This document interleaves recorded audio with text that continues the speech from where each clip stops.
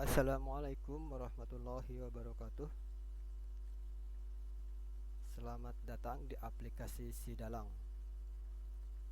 Bapak dan Ibu yang terhormat, setelah saya membaca beberapa laporan yang masuk, saya akhirnya menyimpulkan ternyata banyak kendala atau banyak permasalahan itu terkait seputar jabatan dan seputar pendidikan.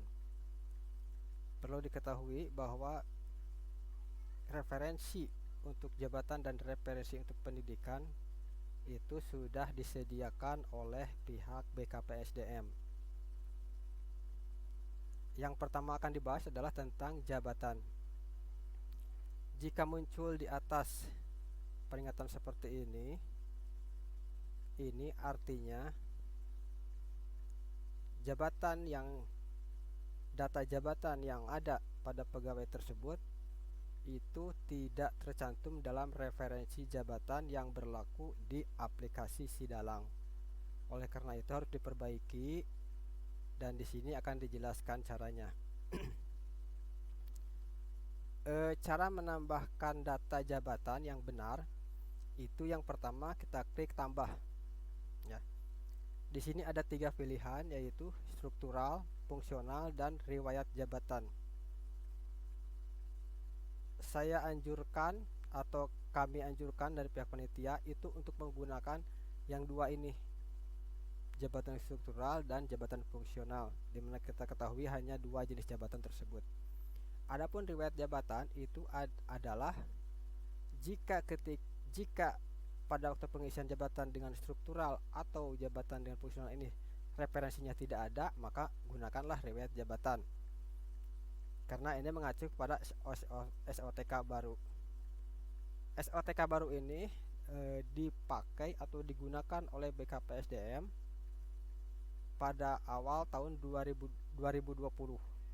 Jadi kalau riwayat jabatan bapak-bapak atau ibu-ibu di bawah tahun 2020 mungkin menggunakan ini ya. Tapi dicoba dulu menggunakan ini. Jadi jangan langsung menggunakan ini ya. Karena kalau ini diisi lengkap pun itu tetap aja muncul peringatan ini. Karena itu gunakan jabatan yang ini struktural atau jabatan fungsional yang ini. Kita contoh jabatan fungsional ya. Tampilannya akan seperti ini. Berbeda dengan yang menggunakan riwayat jabatan. Jadi kalau riwayat jabatan itu simpel isinya. Karena tidak mengacu kepada SOTK, tidak mengacu kepada referensi jabatan. Tapi kalau mengacu kepada referensi jabatan menggunakan yang ini, baik fungsional maupun struktural. Ini kita contoh fungsional Pak ya, fungsional. Misalkan di sini badan kepegawaian, kemudian data dan informasi. Di sini ada jabatan subbidangnya ya, jabatannya. Nah ini kalau misalkan masih Bapak Badak tidak tahu jabatannya apa yang tercantum di sini, silakan diketik bintang di sini 2. Jadi pada unit BKPSDM misalkan kemudian sub unitnya atau unornya itu ini kita ketik tidak nama jabatannya di sini kita ketik atau kita bintang-bintang, nanti muncul ini. Misalkan saya pilih pengelola database. Nah ini akan muncul otomatis kode-kode ini. TMT kita isi misalkan. Nah kemudian ini 2019 misalkan ya. Kemudian nomor SK 800 misalkan ya. Tanggal SK ya sama dengan ini. Seperti itu. Nah kalau sudah terisi seperti ini muncul, ini muncul. Kalau memang misalkan referensinya ada, maka kita simpan. Kita simpan. Kalau misalkan tidak ada, kita menggunakan SOTK yang baru ini sama ini. Tapi di sini tidak ada referensi jabatan, maka bisa ditambahkan di sini. Jadi jabatan di sini tidak ada, bisa ditambahkan di sini. Tapi kalau ada dengan cara ini, silahkan pilih yang ini ya. Nah, itu kita simpan. Nah, ini tidak ada error dan ini juga harus muncul di sini tentang backup SDM. Nah, kemudian misalkan salah satu yang error yang menyebabkan kesalahan itu kita klik tambah. Karena di sini Bapak dan Ibu mungkin kurang paham fungsi ini, misalkan Ibu di sini riwayat saja. Kita masukkan di sini. Misalkan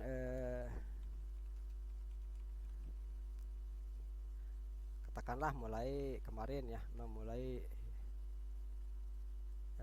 Juni misalkan tahun 2020. SK-nya misalkan 700. Tanggal SK-nya sama. Ya, kita simpan. Nah, di sini kita lihat kita lihat ya, muncul ini. Ini kenapa muncul ini? Karena data terbaru yang diambil untuk referensi adalah ini. Data terbaru yang diambil untuk referensi instansi kerja adalah data terbaru ini. Sementara data riwayat ini kita inputkan seperti tadi caranya. Jadi Bapak dan Ibu memilih yang ini tadi ketika input. Nah, karena memilih yang ini, maka ini tidak ada dalam referensi SOTK baru. Jadi riwayat jabatan saja ya. Oleh karena itu akan muncul seperti ini. Nah, kalau menangani seperti ini itu berarti salah dalam penginputannya. Salah dalam penginputannya. Kalau mau benar, ini menggunakannya yang ini ya, yang ini. Nah, karena ini salah dan tidak bisa diedit karena ini dianggap riwayat jabatan di SOTK, jadi lebih baik kita hapus. Kalau memang ini tetap berlaku ya, maksudnya ini tetap muncul, ini juga sudah benar Bapak isinya, tapi tetap ini tidak ada ya, jadi kita hapus yang ini, yang tadi salah itu. Nah, jadi kita menggunakan referensi yang ini. Nah, jadi menggunakan referensi yang jabatan fungsional.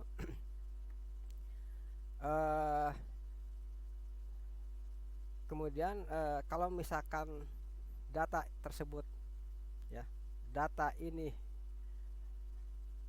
kita edit, munculnya seperti ini, berarti ini data tersebut sudah ada dalam referensi SOTK baru.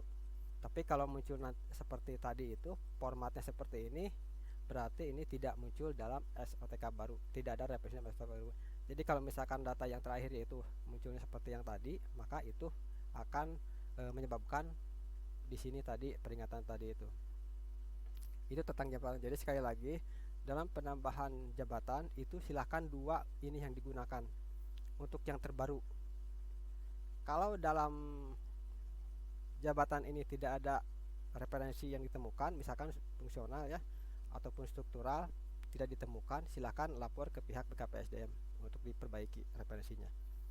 Tapi kalau misalkan Bapak menggunakan ini dan dijadikan sebagai data terbaru, maka akan muncul peringatan dan unit kerja tidak akan muncul. Seperti itu saja untuk penjelasan tentang jabatan. Untuk penjelasan tentang pendidikan nanti dibahas dalam video yang lain. Kalau misalkan masih kurang jelas silahkan, tapi saya pikir itu penjelasan yang bisa saya sampaikan ya. Jadi sekali lagi, intinya kalau riwayat jabatan itu digunakan untuk data yang lama yang tidak ada dalam referensi, tapi kalau jabatan yang terbaru, SK Bapak terbaru, gunakan ini. Tapi misalkan Bapak SK-nya tahun 2013 misalkan tidak ada dalam riwayat jabatan, berarti itu harus dikonfirmasikan ke BKPSDM, karena setiap ada perubahan SOTK baru pasti ada surat SK tentang riwayat jabatan. Itu saja, terima kasih. Assalamualaikum warahmatullahi wabarakatuh.